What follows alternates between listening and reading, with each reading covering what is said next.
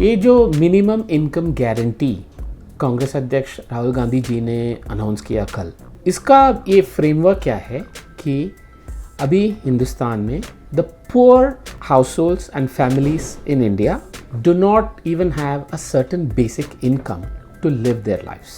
So the idea is that every Indian family must have a certain basic income, which means all those families that are below this income, they will be provided a income support. मैं आपको एक उदाहरण देता हूँ। अगर आप मान लीजिए कि we decide that the basic minimum income should be 1 lakh rupees per year for every family. Let us assume 10 crore or 5 crore families do not even have 1 lakh rupees per year as income. Then this minimum income guarantee will be for these 5 crore houses, families. So the minimum income guarantee scheme is to ensure that every Indian family can earn at least a certain basic amount. If they don't earn, then there will be a support that will be provided by this scheme. ये जुमला नहीं है, क्योंकि मैं आपको ये बता सकता हूँ कि this is an idea. The idea called a universal basic income is very widely debated and discussed across the world over the last few years. Almost all economists, regardless of where their ideology is, they agree on the need for a basic income, and it's called the universal basic income. So this is not some election related this one in India. It's an idea that has been discussed and debated. In fact, Modi Sarkar's own chief economic advisor Dr. Arvind Subramanian ने 2017 की economic survey report में उन्होंने बताया कि भारत में भी universal basic income जैसे scheme लेके आना चाहिए, लेकिन हमको मिला नोटबंदी। तो this is an idea that has been well discussed, well thought through.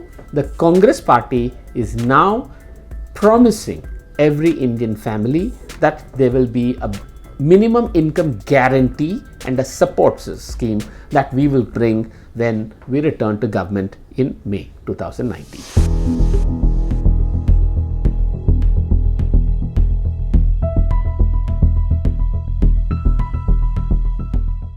उनके पास 5 साल थे। ये डॉक्टर अरविंद सुब्रमण्यम ने लिखा था 2017 में, 2 साल हुआ उसके बाद। अगर उनको करना था, क्यों नहीं किया अभी तक? तो ये छीनने की बात नहीं है। It is also a recognition of the fact that अभी the economy, especially for the poor in India, is in a very very bad shape. Jobs नहीं है, इनकम्स नहीं है, फार्मर्स के लिए प्राइसेस नहीं है। This is severe rural agriculture distress.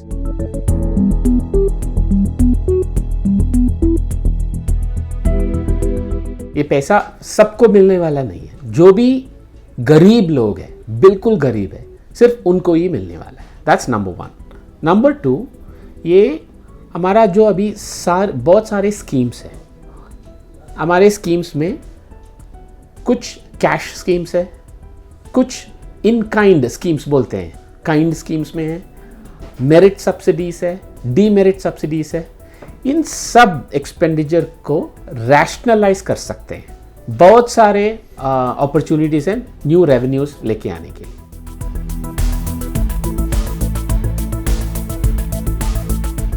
बिल्कुल ला सकते हैं। पहले हम लोग मई में दिल्ली में सरकार बनाएंगे ही बनाएंगे।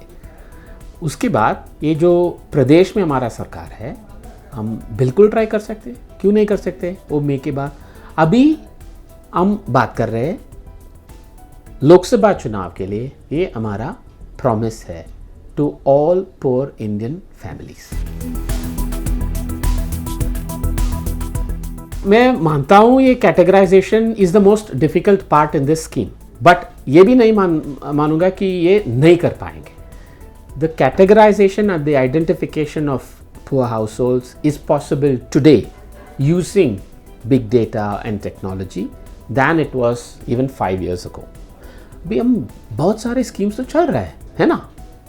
अभी भी वो पिछले बजट में भी सरकार ने एक आयुष्मान भारत स्कीम लेके आया. उसमें भी कैटेगराइजेशन था, उसमें भी आइडेंटिफिकेशन था, किसको मिलना चाहिए, किसको नहीं मिलना चाहिए. ये तो होता रहता है और हम लोग किया भी है. तो it's not that this can not be done. It can definitely be done, and this is the only way to achieve a progressive income support scheme.